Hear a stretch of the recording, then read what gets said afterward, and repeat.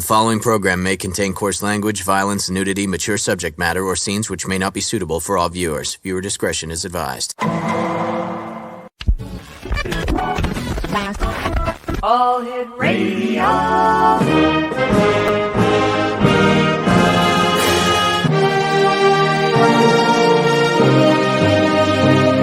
Welcome to the X Zone, a place where fact is fiction and fiction is reality.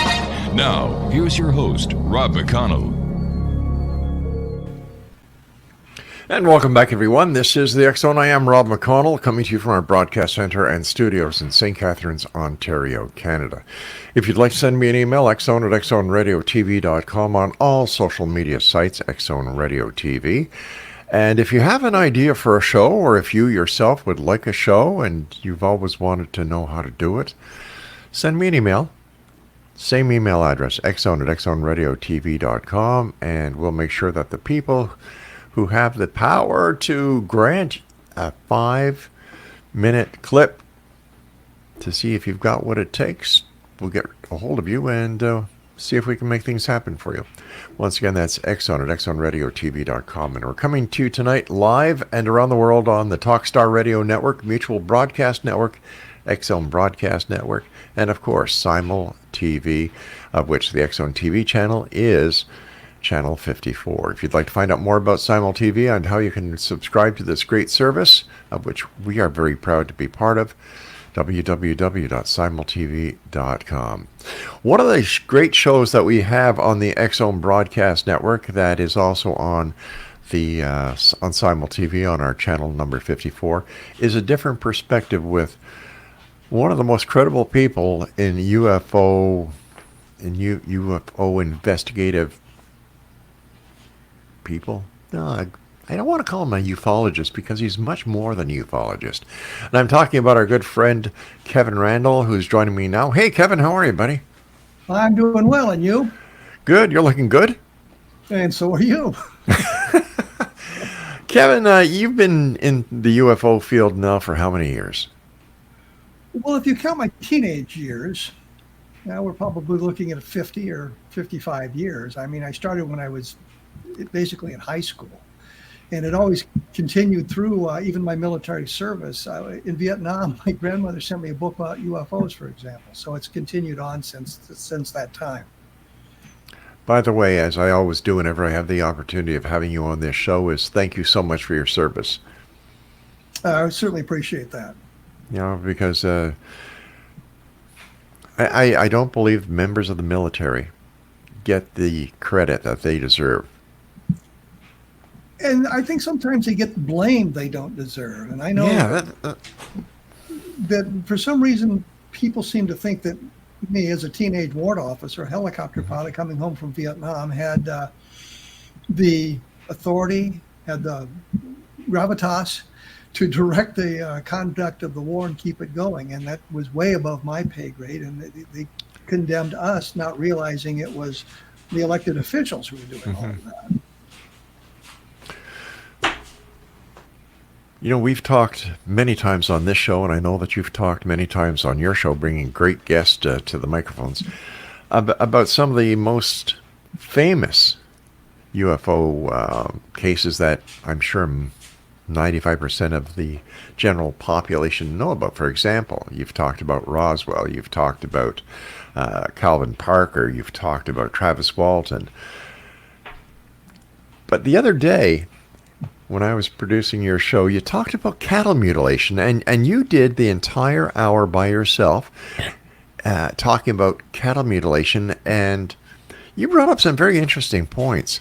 What inspired you to get on, if you'll excuse the expression, your orange crate and talk about cattle mutilation, which I thought was dead, gone, buried, goodbye, and all of a sudden somebody's stirring the pot?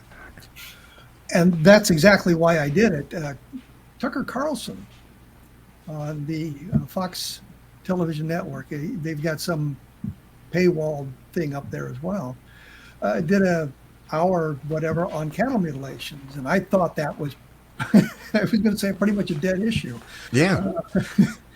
But what caught my attention is back in the 1970s when this whole thing blew up, I think it was Tom Adams, and I don't want to blame him if it's not his fault, but somebody came up with a number that had been 10,000 cattle mutilated over the course of a short period of time. Carlson, when he was talking about this in the promo and in the interview he did on one of the other shows, he said that 10,000 cows had been mutilated, and I'm thinking the number hasn't expanded since the 1970s. Yeah. That must mean nothing else is going on. But I mean, he plucked that number out of a number of sources. I think GQ magazine did an article about cattle mutilations in 1997, and that 10,000 number was in there, and that's 25 years ago. So this kind of inspired me, because I thought nobody was really talking about cattle mutilations. You'd hear something once in a while, but you wouldn't hear much about it. It wasn't the kind of thing that you would expect them to devote a whole hour to. And some of the little snippets that I saw, and I confess I didn't see the whole thing because I wasn't going to pay the fee to get on their Fox Nation, I think it's called, to see it. But some of the things they were talking about were the things that we had pretty well debunked, I thought, a number of years ago. And I was involved in that. Jim Lorenzen from APRO had called me at one point in 1975, 1976, and wanted me to go to Minneapolis to check into some of these mutilations that were going on up there. And I said, sure. And Bob Cornett's been on my show. He passed away just a few months ago. We went up there and looked around, and we couldn't find anything to suggest UFOs were involved. There was talk of it being some kind of a satanic thing, and that was big in the 70s, the satanic panic that was going on. And we could find nothing to suggest that either. What we found was mundane answers for most of everything that was going on. We were told that there was this area in northern Minnesota where there were these circles melted in the snow. And so we talked to the farmer, and he said, well, no, we had moved the silos, and that was the decomposing silage that had left behind, decomposing silage that had been left behind. And that generates the heat, and that melted the snow in a circular fashion. There was discussion of landing traces on ice, that the saucers had touched down on the ice and left these landing traces. And the farmer said, no, I chopped those myself, needing to get water for the livestock. And I mean, everywhere we went, we were able to find mundane explanations for it. When you talk about the mutilations themselves, we learned that really it's the kind of damage you'd expect from predators and scavengers and insects when an animal has died. So there was nothing exciting about it. There was nothing suggestive of an alien presence, but that was the conclusion that had been leapt to by a number of the people in the UFO field. What I could never understand, Kevin, was that if these aliens are intelligent enough to traverse space and time to get here, why would they have to kill 10,000 cows in order to get the samples that would be required to satisfy their scientific investigation into what cows are? Like, why would they be so interested in the anus of a cow? Well, I always thought that the cow anus was probably a delicacy on Zeta 2 reticuli, and they were unable to grow cows on their planet, so they had to come to Earth to harvest this delicacy.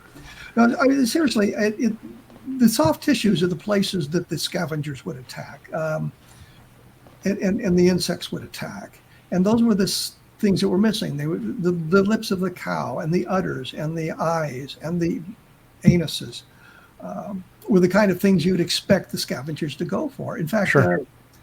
A sheriff in Arkansas, and I don't remember his name because he was a sheriff in Arkansas, but there was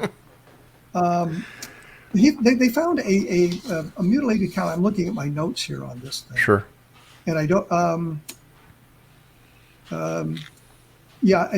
Washington County Sheriff Herb Marshall, and they'd found a dead cow, and he set it up so his deputies or somebody be watching it for 48 hours, and they recorded this. And what they saw was the damage done to the cow by the scavengers, by the predators, by the insects, was the kind of things you saw in the mutilations. They would say the expanding gases in the cow as it decomposed would cause the skin or the body to swell and the skin to stretch, and then it would split and it would look like a surgically precise cut. And he said the blowflies would come in and land the internal parts of the car and lay their eggs, and the eggs would hatch within 10 hours, and the larva would begin feeding on those soft tissues as well. Right.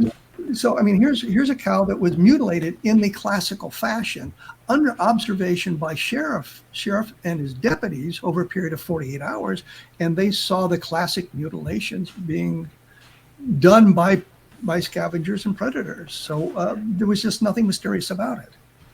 You did bring up a very interesting point, the insurance company angle. Yeah, I was in Wisconsin because there had been some UFO sightings there, and I was talking to the sheriff there, and he said, well, there's been a mutilation of a cow, and I went and talked to the vet, and I always remembered his name. I can remember his name because it was Jefferson Davis, and I thought that was really a weird name for a guy living in Wisconsin. So that's what happens to a president of the United States after he leaves office. He becomes a vet. No, he was not the president of the United States. He was the president of the Confederacy. That's a whole other argument. Okay. But anyway, he was telling me that he had seen a mutilation done.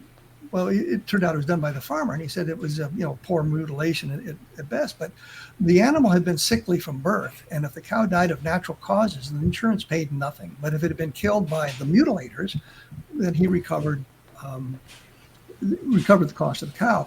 I think it was Robert Lounsbury, who was the Iowa Secretary of Agriculture back in the 1970s, tried to take some credit for solving part of the mystery by suggesting the insurance angle, that the farmers and the ranchers may be doing some of it just to recover some insurance money. And that makes sense to me as well. And I mean, I actually ran into a couple of cases like that. So I was pretty well convinced that was part of it, but not all of it, but it is part of it. So in your opinion, cattle mutilation issue is dead? I thought it was dead decades ago. Yeah. No, now, for those interested, I'm going to have Chris O'Brien on my show coming up at the end of the month, and he's on the other side of the fence thinking that there's still something to cattle mutilations, and we'll discuss it, I think, intelligently and rationally about it, but he knows my point of view, and I know his point of view. But no, I just think that it's pretty well solved, and there are multiple explanations, but most of it boils down to just nature doing its thing. All right, Exonation, if you'd like to listen to past episodes of A Different Perspective with Kevin Randle, all you need to do is go to one website where all the programs that we produce and that we air here on the X Zone Broadcast Network are available, and that's www.xzbn.net. Kevin and I return on the other side of this break as we continue here in the X Zone from our broadcast center and studios in St. Catharines, Ontario, Canada. We'll be back. Don't go away.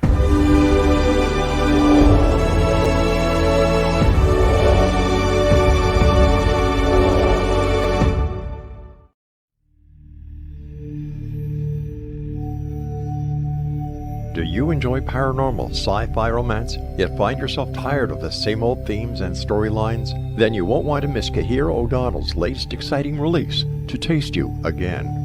Alien Lord Kane McKean knew the moment that his destined mate was born. He watched from afar, waiting for her to grow from child to woman. However, before she was old enough, she was stolen from her home world by flesh pirates.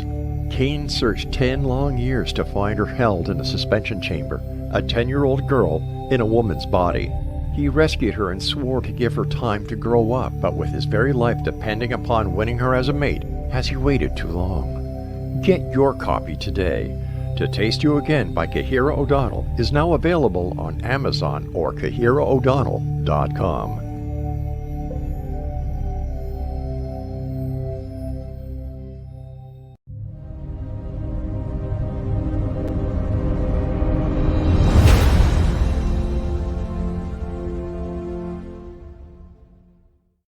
Welcome back, everyone. Kevin Randle is our special guest, and if you'd like to visit Kevin's blog spot, it's www.kevinrandle.blogspot.com. Kevin, one of the shows that we received a lot of positive feedback on was the show that you did with, I can't remember the guest's name, but you were talking about the Malmstrom Air Force Base incident. Well, yes, it may have been Michael Shermer. No, Dunning? No. Oh, Dunning, and Brian Dunning. That's right. Yeah.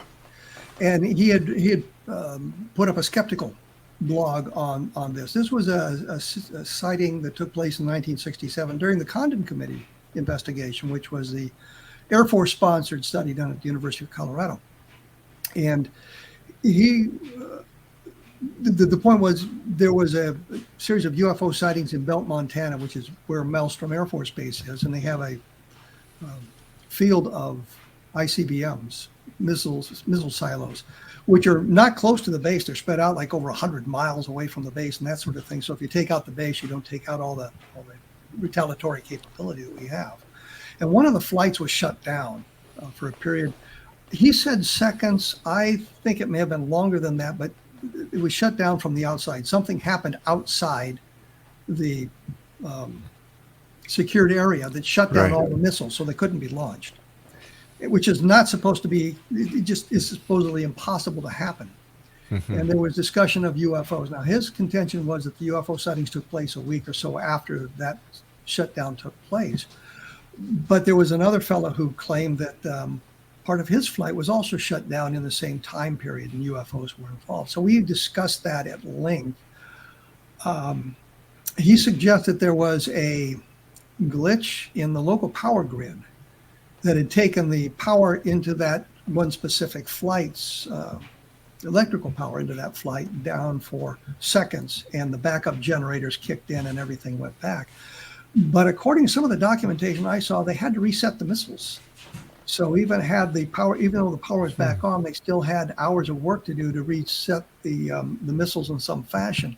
And Robert Hastings has done a book called UFOs and Nukes, and he explores this sort of thing where UFOs are seen over nuclear power plants and nuclear facilities. And I've talked to some of the missileers, as they call themselves, the officers who sit down in the missile silos, about some of the strange things that they've encountered in this. But what struck me was during the Condon Committee investigation, their investigator was talking to the UFO officer at Maelstrom. I think his name was Lewis Chase, or it's Chase Lewis. I think it's Lewis Chase. It's one of those things where it goes either way. But Chase was giving him the story of the Belt, Montana sightings, which the Air Force is labeled as unidentified. And what happened, the investigator from Condon, who had a security clearance, said, well, we understand there were some problems with missiles. And the UFO officer was stunned that they knew about it. He said, I can't talk to you. It's a national security issue, which, of course, it would have been if the missiles can be shut down from the outside, then our competitors in the world would like to know how to do that. Big time. If they planned an attack, then they could disable part of our retaliatory capability. So it became an issue of national security. And I bring all of this up because when you get to the Condon Committee report, which I think is pretty well negated given the investigations going on today in the Congress and the DOD and NASA. But one of the things they said was, well, there's no national security implications. And yet they had run up against it during their investigation of the Belt, Montana sightings. So that was kind of interesting, and it kind of negates part of the Condon Committee. So that was an interesting discussion, and I think we covered it pretty well on the program from both points of view, whether it was something you really did, yeah, was alien in nature that's caused it, or is it something that was more terrestrially caused? And I think the important point is I think we both made our points rationally so that you could come down on either side and say, well, a good argument was made by me, or a good argument was made by Brian Dunning. Yeah. And as usual, there's more information on my blog about that. And I've done a couple of books where I've dealt with the Belt, Montana sightings. So you can see how the sightings took place and what was going on the Air Force Base at the same time.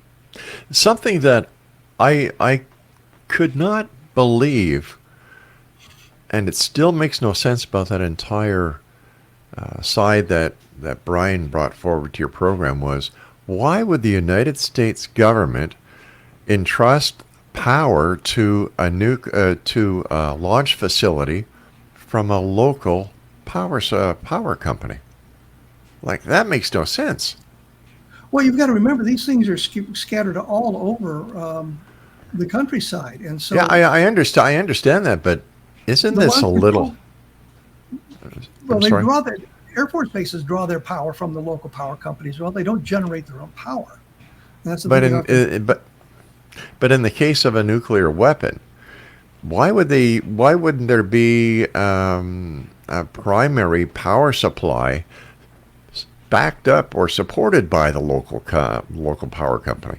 They worked it the other way. They drew their power from the local power company, but it was backed up with standby generators, so that if the power went out for whatever reason, it would be the power would be restored in a matter of seconds.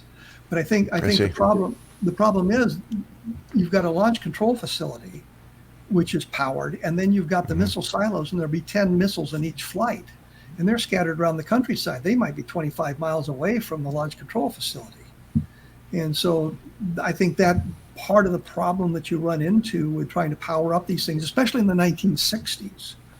So, and the idea was that even if the local power went out, it wouldn't shut down the whole site for very long, and they would get the power back up. There was something about this particular incident that caused the Air Force some aggravation. And I think that I believe, based on the documentation I saw, including the Air Force files, was that they never really solved the problem of what the glitch was, what caused everything to shut down the way it did.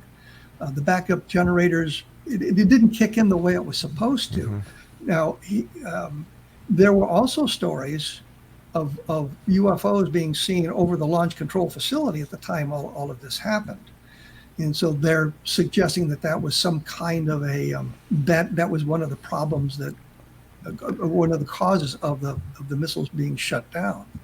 So you've got to look at all of that sort of thing when you study this. But I think that at that time, they just needed to draw power from the electrical grid that was available to them, with the standby generators available if something went down on the grid.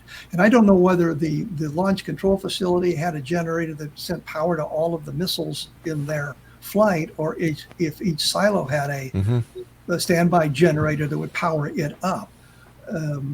Boeing came in. Boeing was responsible, I believe, for the missiles and that sort of thing, and they brought in their technician to discover what went on. And I read one of the reports that suggests that he didn't know what was going. He could not find an excuse for all of it going down. There is a complication to this, and that was another flight supposedly went down in the week or so later, but there's no record of this. And the Air Force investigation, in the official history of that unit, it said no UFOs were involved, which I thought was kind of an interesting comment for them to make, that saying, well, there were no UFOs involved. It had a terrestrial explanation. But it seems funny to me, as a layperson who doesn't understand the inner workings of the launch facilities, that all you need to do if you want to take out a nuclear base, a missile silo, or a group of missile silos, is knock off or cause a disruption with a local power company. But in theory, that wouldn't work, because they have the backup generators.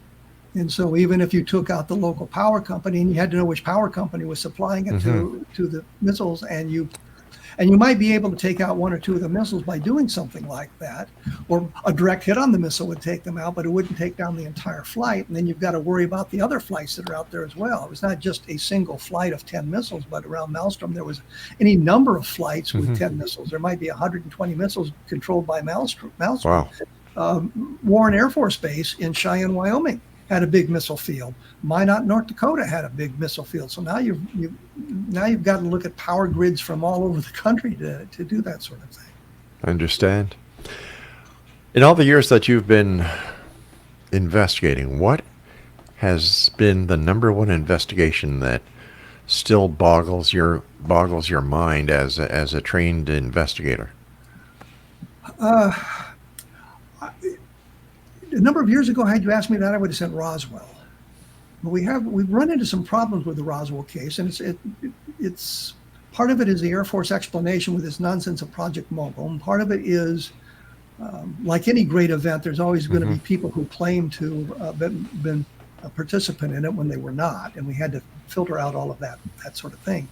I know that the turning of the last century, there were 15 guys in various carnivals traveling around the United States claiming to be Jesse James, the real Jesse James.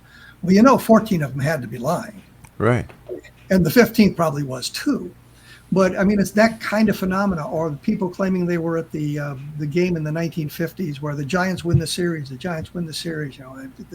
The crowd must have been 200,000-300,000 people, according to everyone who claimed to have been there to see that game. And you run into that with the Roswell case. It became such a big, important UFO case. You would have people crawling out of the woodworks. John Keel and I and Don Schmidt had a big argument over the Japanese balloon bomb explanation. Keel had proposed that a Japanese balloon bomb was what Mac Brazel found, and because it was a Japanese balloon bomb, he wasn't able to identify it. And of course, we were wondering, well, where was it for the last 2 years? It was just 1947. The war ended in 1945. The Japanese weren't launching balloon bombs to us. It didn't circle the world for 2 years, and the field in which the debris was found was one that Brazel was in, if not every day, every other day, because that's where they had to water some of the livestock. So he was there frequently. So he would have found it long, long ago had it been a balloon bomb. Mm-hmm. So Keel's explanation didn't work, but he made a comment in the commentary as we were going over this thing. He says, I suppose by 2000 there'll be hundreds of people who have come forward to say they were in Roswell. And that prediction came true. There's just literally dozens and dozens of people who said they were involved in it. A guy named Trowbridge, in his obituary, said he may have been the last living person to handle the alien debris from Roswell. And his story was that he had been at the Marcel house at a bridge game when Jesse Marcel Sr. came in with the debris. And I'm thinking, no, there was no bridge game going on in the Marcel house. He wasn't there when the game would have begun. And had he been gone overnight, which he was, I'm sure that Vo Marcel would have canceled the bridge game. So he wasn't there, but it's in his obituary. So we were able to do that sort of thing. And then there are the people who were assigned to the base, but were not directly involved in this and kind of embellishing their involvement in it as well. So I would have said that, but we've had to fight through so many of those sorts of things. And now I look at another case in Levelland, Texas in 1957, November 2nd, 3rd, 1957. It took place from about 10 o'clock to 1 o'clock in the morning on November 2nd, November 3rd. And what happened there was you had an object that when it approached a car, the car's engine would stall, the lights would go out, the radio would fill with static. And once the UFO left, then the driver could start the car again. And if you had just one or two people saying that, you'd think, well, this is kind of a bizarre coincidence. But there were people in literally dozens of locations calling the sheriff and complaining about the cars being stalled and this big glowing UFO. And in one case, the guy watched it for 5 minutes. I mean, he got a good look at it. It wasn't a flash of light in the sky. It was something he saw for a long period of time. There was no social media at the time, of course. There wasn't instantaneous news reporting on it, so that the problem became the sheriff is getting all these reports of a similar event taking place all around Levelland, Texas, which for those of you who want to look out for it on a map, it's near Lubbock. You can find Lubbock very easily on a map, Lubbock, Texas. So he decided he needed to go out to take a look. And he went out with one of his deputies. There was the Texas State Police with him, and I think then they were still called the Texas Department of Public Safety. And one thing I found that I'd never seen reported before was there were Air Force officers in the third car. Now, the story was always that the sheriff saw a red streak in the distance, and that was it. Mm-hmm. Red streak in the distance. But you read the newspaper clippings before the Air Force investigator showed up, he was talking about seeing an oval-shaped object, or what he called a football-shaped object, a glowing red object. Later on, Don Berliner interviewed him, and he went back to that story. But the Air Force file talks about the streak in the distance. The next day, according to the guy who worked as a mechanic for the sheriff's department, the sheriff brought his car in and wanted to have it looked at. The only reason I can think he would have done that is if his car had stalled. He got close enough to see that it was an object, got close enough for his car to stall, which means the Texas Department of Public Safety car stalled, and the car with the Air Force officers also stalled. I have been unable to find who those Air Force officers are, and I'd like to see the investigation and the commentary they had, because they were with the sheriff. And even if they just saw a streak of light in the distance, that would be important to find. But the Air Force official file says the sheriff only saw a streak of light, and yet we have good evidence that he saw something more. So I'm thinking that would be that's another very good case, because you have multiple witnesses describing a similar object, reporting it independently of one another. You have the UFO interacting with the environment. You have a description of what it was doing. And there's even testimony that there was burned areas on the ground, which means another chain of evidence to this thing, suggesting something other than a mundane explanation. Kevin, stand by. I've got to take my break at the bottom. Exonation, Kevin Randle is our special guest, and Kevin is the host of A Different Perspective on the X-Zone Broadcast Network. And if you'd like to find out more about Kevin, visit his blogspot at kevinrandle.blogspot.com, right? Blogspot? Blogspot.com, yes. All right, we'll be back on the other side of this break as we continue here in the X-Zone. Don't go away.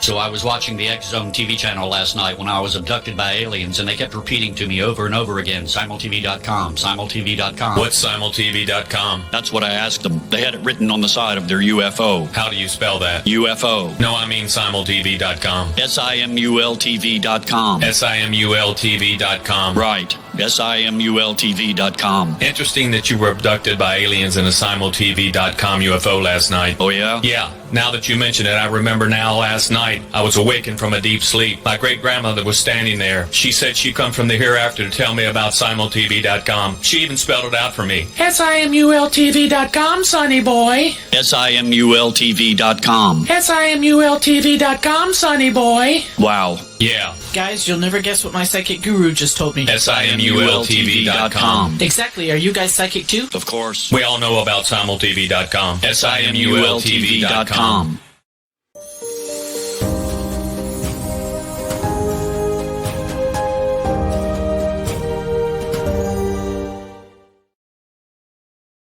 And welcome back. Kevin Randle is my guest, and he is the host of A Different Perspective here on the X-Zone Broadcast Network. And for more information about Kevin, visit his blogspot, kevinrandle.blogspot.com. Kevin, I'm going to put up a question that we have from one of our listeners. Just give me a second here. And this should do it. Julie Z says, how do you explain the drained blood, precision mutilation, and massive number of cattle that are subjected to it? Serious question. Thanks, Julie. Well, I think part of the problem is the people who are talking about the drained blood aren't familiar with the processes of decomposition. Mm-hmm. And oftentimes, well, as I think most people know, when a body dies, the blood settles to the lowest extremities. It's not pumping anymore, so it falls to the lowest extremities, and then it turns into kind of a solid, a dust-like solid, so they don't recognize it. So there really is no evidence that the blood is drained. The precision of the mutilations is an outgrowth of some of the things that I think the mutologists is what they called themselves, the UFO investigators who investigated mutilations, what they talked about, and some of the local ranchers and the farmers saying, this is a precision thing. But if you get down to it, what you look at is you had and I mentioned the blowflies, and as they laid their eggs and they began to do their thing, and the body began to expand as the gases built up, it would split and it would look like a precise surgical incision, but it really isn't that sort of thing. And you talk to some of the vets who examine it, and they will tell you, no, that's not a surgical incision. That is a result of the decomposition.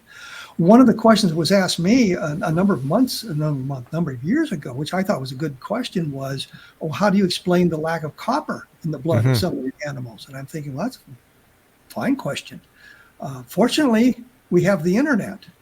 And I type copper deficiency in cattle into the search engine and got a whole list of papers about that. And I said, well, that tells me that that alone told me that it was something that was a natural phenomena, that cattle did develop those deficiencies, copper deficiencies in blood. And there were a number of reasons for it. It may be the vegetation that they were eating didn't have the proper amount of copper for them. And a cow had just given birth, they would have a lack of copper in the blood and that sort of thing. There were supplements that ranchers and dairy farmers gave to their animals to increase the amount of copper in the blood. And so this is an ongoing vet problem that they run into. So it wasn't that unusual for there being a copper deficiency in the blood. Everything I've seen, Ken Rommel, who was a retired FBI agent, and as far as I know, he had no dog in the hunt, was hired by the state of New Mexico to investigate cattle mutilations. Mm-hmm. And he talked to vets, and he talked to ranchers, and he talked to other sheriffs. And one of the things he said, one of the quotes he said that I thought was kind of funny, in his report, what he said was, he suggested that you have sheriff, and I quote, numbnuts, which is his term, not mine, saying it looks like laser surgery. The reports love the quotes like that, but never ask about the sheriff's expertise with laser surgery. And I think that's the point. It looks like it's very precise. It looks like it's very good, but they really have no expertise in making those comments. I ran into a number of guys who had been meat packers and been out hunting and found a couple of dead cows, and they mutilated them the way that they're supposed to mutilate it, and then laughed at the news reports and the sheriff saying, well, that's surgical precision. So it's kind of a misnomer that happens. There was a case in Dubuque, Iowa, where they said, well, 6 cows had been killed by a gas grenade. I guess the aliens were throwing gas grenades at them, but it turned out the animals had died of blackleg, which is, I guess, obviously a deadly disease for cows. And they had been mutilated in that fashion, but it was the predators and the scavengers who got to it. So you have to take a look at all of that. If you're really interested in following up, I would look for Ken Rommel's report. It's 297 pages. He's actually sent me a copy of it. And there was a book called Mute Evidence by a guy named Kagan and Summers. And they had been commissioned by Bantam Books in that time frame to go around the country to investigate the cattle mutilations. And that, I think, is a very interesting book. But once again, they had no dog in the hunt. They were looking at what are the cattle mutilations. And they might have been happier to discover that there was some alien presence that was doing it, or had something to do with satanic rituals, because I think that might have made their book a better seller. But it came off as their investigation was, we could find no evidence of alien involvement, and most of what we were talking about was natural phenomenon. Now, Kevin, we have a follow-up question from Julie, and we're going to put it up here on the screen. And the drained blood, there should be blood in the cow. Ranchers see his happen literally overnight, not 48 hours later. Maybe some of the cases are debunked in the way that you found, but it doesn't explain the massive amount of cows with drained blood or the overnight mutilations. That debunks the scavenger theory. The hassle of going through the insurance for a claim sounds like a lot of work versus selling the cow, their bread and butter. Something is missing, but I appreciate the perspective from, and that was it. Well, first of all, the cow is dead, so going through the hassle to get the insurance isn't a hassle. It's a way to get paid for the cow. So that kind of debunks that. But what you've got is a bunch of people, and I don't mean to belittle them. I mean, the ranchers are doing a fine job, and they understand the dynamics of ranching, or the dairy farmers understand those dynamics, but they're not that versed in the processes of death. And that's where we run into the problem. So the blood is there, they just don't recognize it. If you get a vet in there who is an expert in necropsy, which is basically an animal autopsy, they'll find the blood. I think if you want to look at this thing rationally and intelligently and carefully, you need to take a look at Rommel's report. I think Rommel's report, here's a guy who was commissioned to find out what was going on, and he investigated what was going on in New Mexico. Now, the debunkers will say, yeah, but there were no classic mutilations in New Mexico during his investigation that he saw, or he sat in the car and didn't get out to look at the dead animal. And I'm thinking, I probably would have sat in the car too and had somebody else look at it. But the point is, he talked to the vets, he talked to the veterinary schools, he talked to the people who are experts in this thing. So we have all that going on. And a lot of times they say the animal, it was alive yesterday and today it's dead and it has these mutilations, but there's no evidence of that. One of the things that's caught my attention, and I meant to bring up earlier, and I have actually the photograph at my blog, is a New Mexico State policeman looking at a dead animal. And the idea was there were no scavenger footprints around it. How do you explain that? And I said, look at the carcass. There's bird droppings all over it. That's the scavengers that got at it. So you have to take a look at all of that. There was a phenomenon in Seattle, Washington in the early 1950s where people suddenly were finding their windshields pitted. And the idea was that the atomic testing going on in the Pacific Ocean at the time was causing these big clouds of radiation and dust particles, and it would come down and it would hit the windshields of the cars overnight.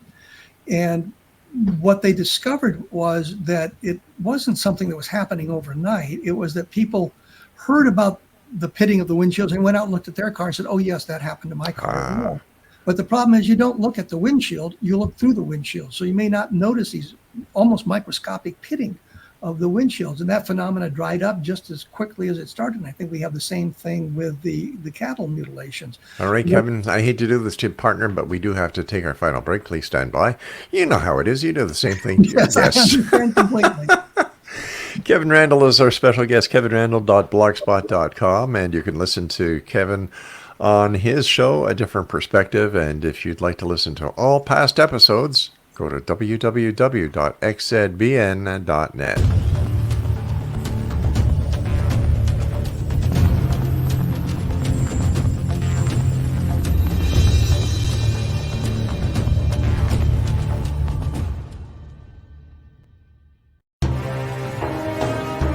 To be accosted in her bed and abducted by aliens was the last thing Michelle expected.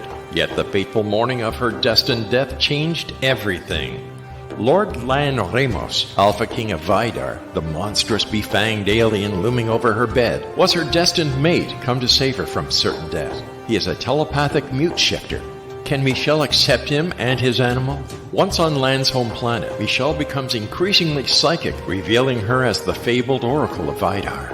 As factions conspire to destroy them, will they overcome mounting threats? Will Michelle's growing gifts save them or ultimately destroy her? Don't miss this sci-fi shifter romance with charismatic and engaging characters.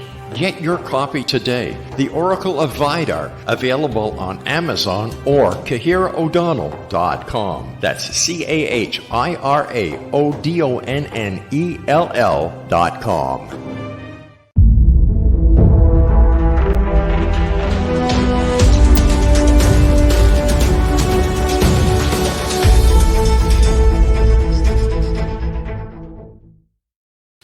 And welcome back, everyone. Kevin Randle's our special guest, kevinrandle.blogspot.com, and Kevin is the host of A Different Perspective on the X Zone Broadcast Network.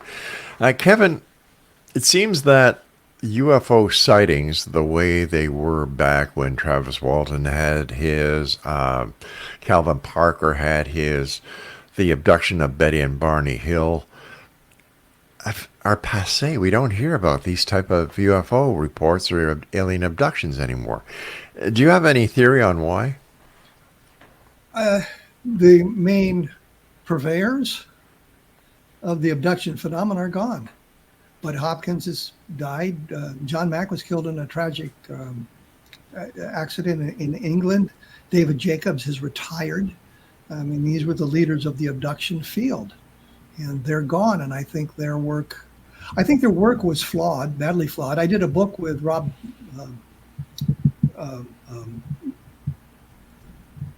Bill Cohn and Rob Estes. You see, this is what happens when you write so many books, Kevin. Well, I was just having a Biden moment there.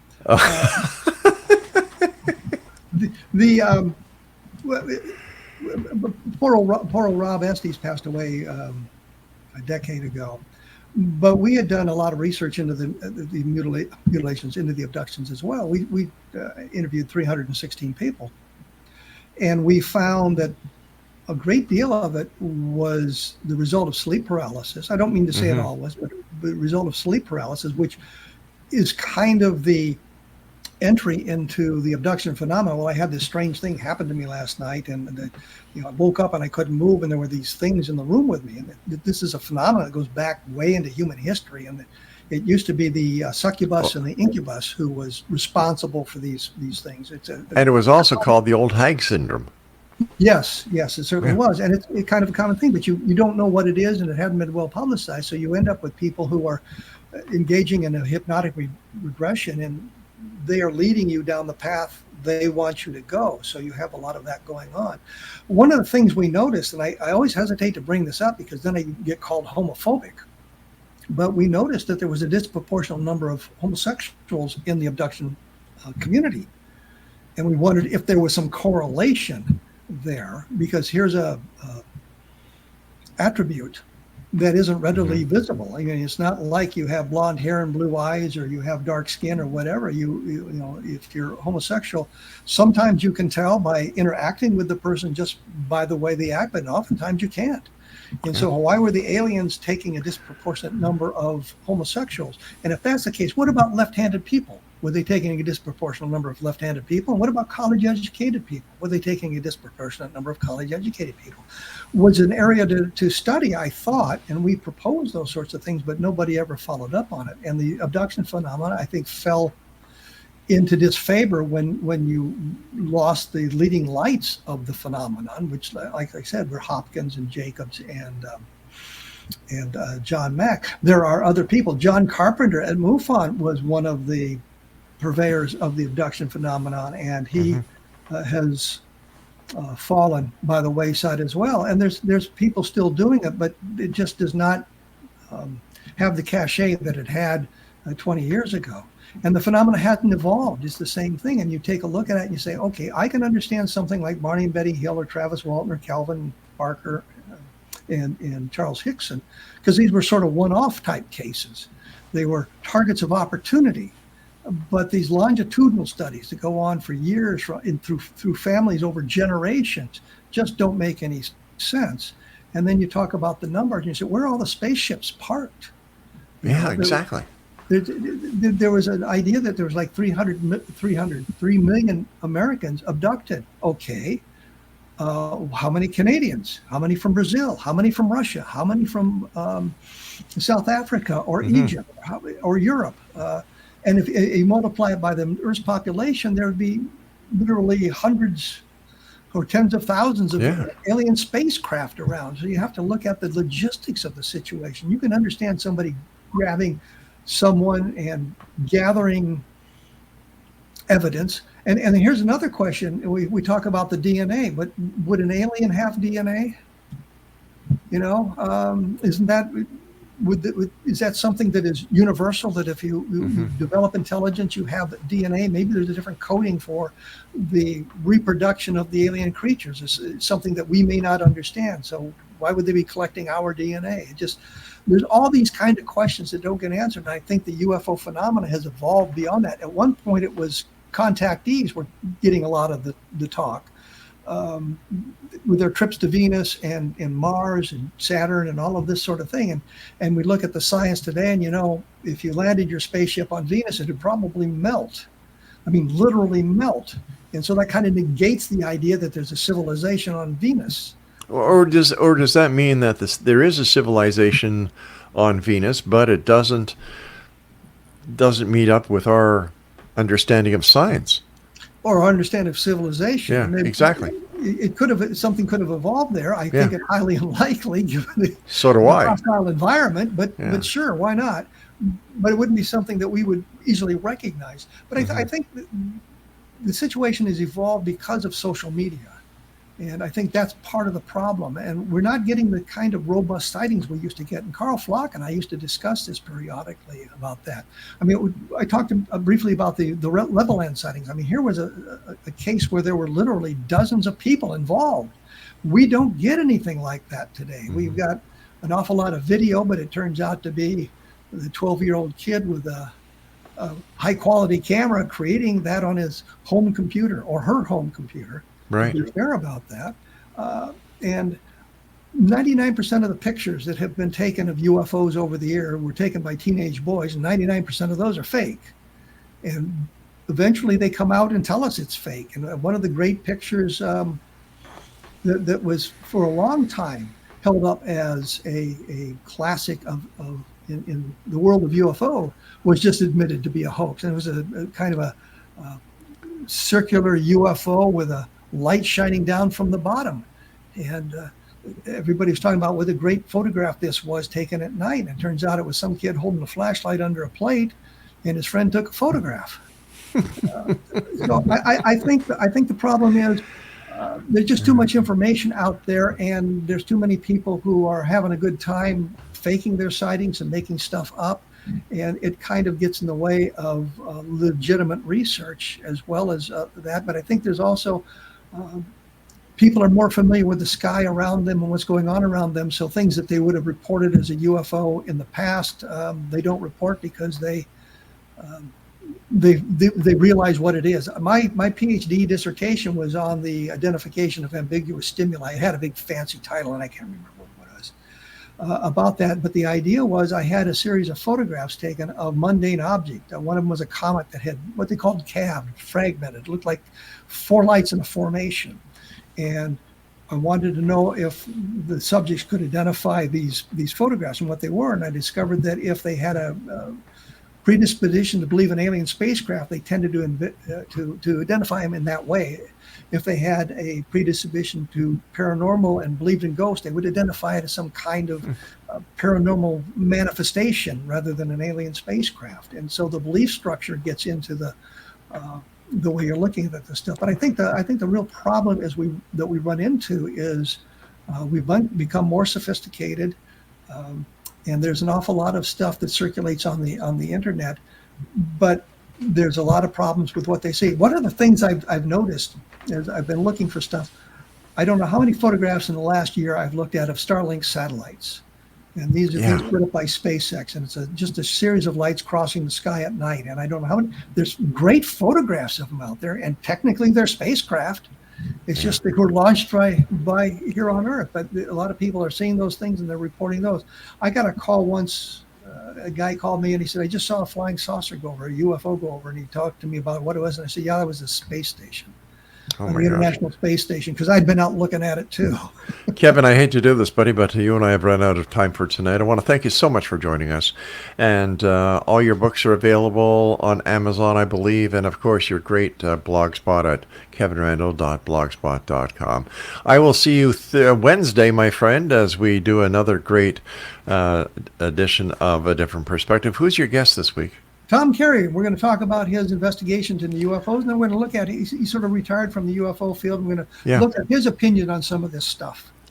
In fact, this is a 2-hour show you're doing this. We're going to do a 2-hour show, I think, because a lot of people wanted to know more about what Tom Carey was doing and what was going on and what his opinion, what's his opinion on MJ-12 and cattle mutilations and abductions.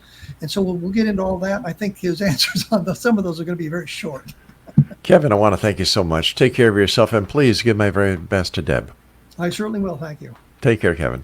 And I'll be back on the other side of the break at the top of the hour as the X Zone continues right here from our broadcast center and studios in St. Catharines, Ontario, Canada. Don't go away.